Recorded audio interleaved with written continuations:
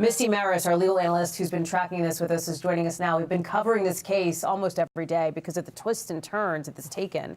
Jurors in the trial didn't know that Brian Walshe had pled guilty to dismembering Anna Walsh and then lying to police about it, even though outside the courtroom, that was obviously one of the big sort of headlines here. Talk about the evidence, what may have tipped the jury towards this first-degree murder conviction here. Well, Hallie, we know that the defense never has the burden of proof. They don't have to say anything. They don't have to do anything. Prosecutors have that burden.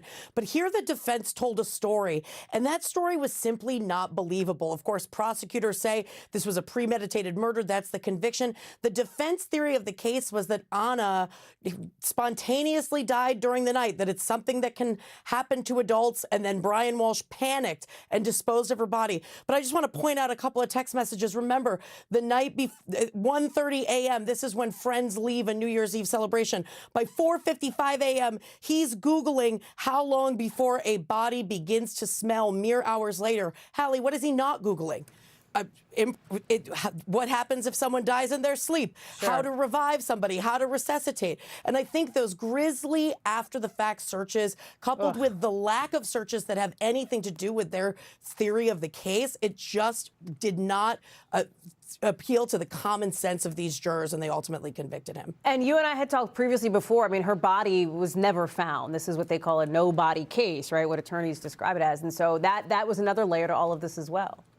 Yes, no-body murder case, notoriously difficult. The body tells a story. It tells when somebody died, how somebody died, and all of that is critical information for prosecutors. So they not only had to prove that Brian Walshe killed Anna without having that body, using all of the other circumstantial evidence, but they also had to prove deliberate premeditation. And here, the jury came to that conclusion and ultimately convicted him of the highest level charge. What about sentencing here? That's coming up Wednesday morning. What's your sense, and what do you think, just as an observer, of how the judge may go here?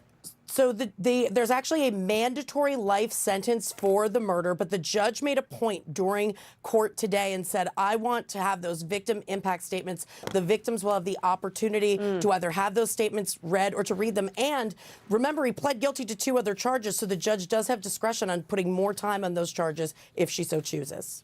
Misty Marris, thank you very much for that.